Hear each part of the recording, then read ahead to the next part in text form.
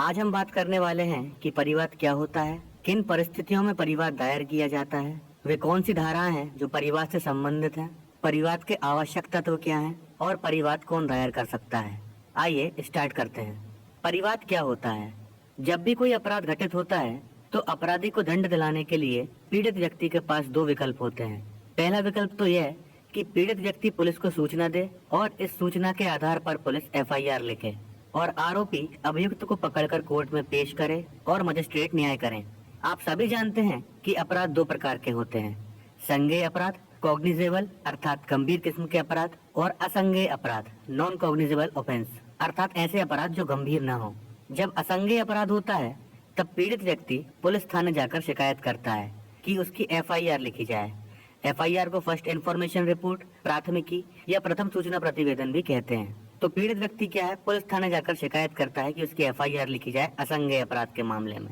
लेकिन आपको बता दें कि असंज्ञेय अपराध में एफआईआर नहीं की जा सकती, सिर्फ संज्ञेय अपराध की एफआईआर की जा सकती है।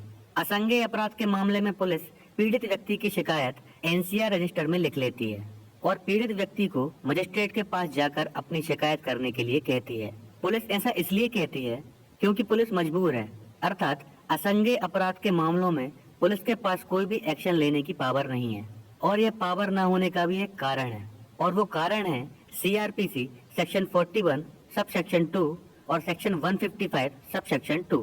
सीआरपीसी सेक्शन 41 सब सेक्शन 2 के तहत असंज्ञेय अपराध के मामले में पुलिस मजिस्ट्रेट के आदेश के बिना किसी भी व्यक्ति को गिरफ्तार नहीं कर सकती और सीआरपीसी सेक्शन 155 सब सेक्शन 2 के तहत असंज्ञेय अपराध के मामले में पुलिस अन्वेषण इन्वेस्टिगेशन भी मजिस्ट्रेट के आदेश के बिना नहीं कर सकती।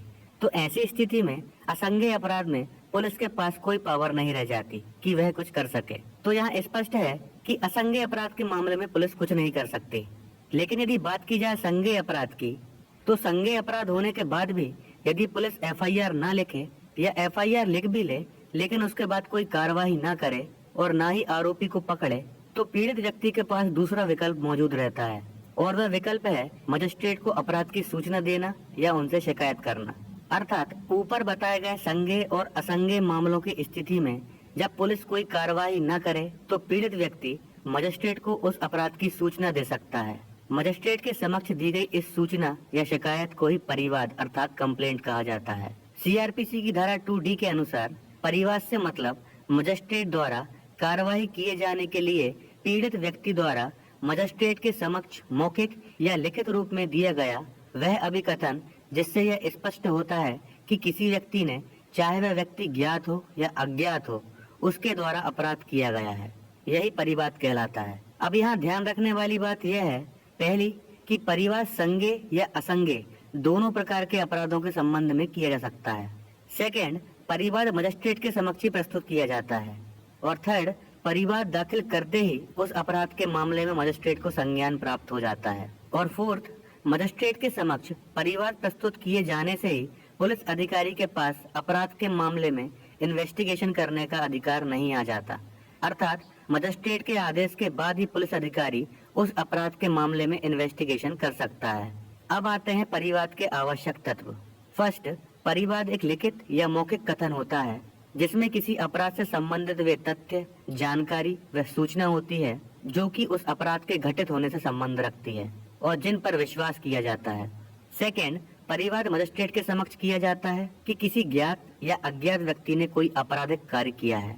और थर्ड, परिवाद में लिखे गए कथन में मजिस्ट्रेट से स्पष्ट रूप से यह प्रार्थना की जाती है कि मजिस्ट्रेट द्वारा उस ज्ञात या अज्ञात व्यक्ति के खिलाफ सीआरपीसी में दिए गए प्रावधानों के अनुसार कार्रवाई की जाए। अब सवाल आता है कि परिवाद कौन दायर करता है।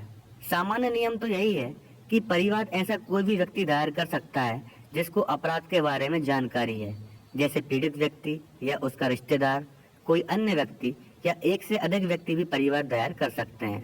परिवाद दायर करने वाले व्यक्ति को परिवादी कहा जाता है और जब परिवाद एक से अधिक व्यक्तियों द्वारा दायर किया जाता है तो उन्हें संयुक्त परिवादी या परिवादी गण कहते हैं और जिस व्यक्ति के विरुद्ध परिवाद दायर किया जाता है उसे आरोपी कहा जाता है।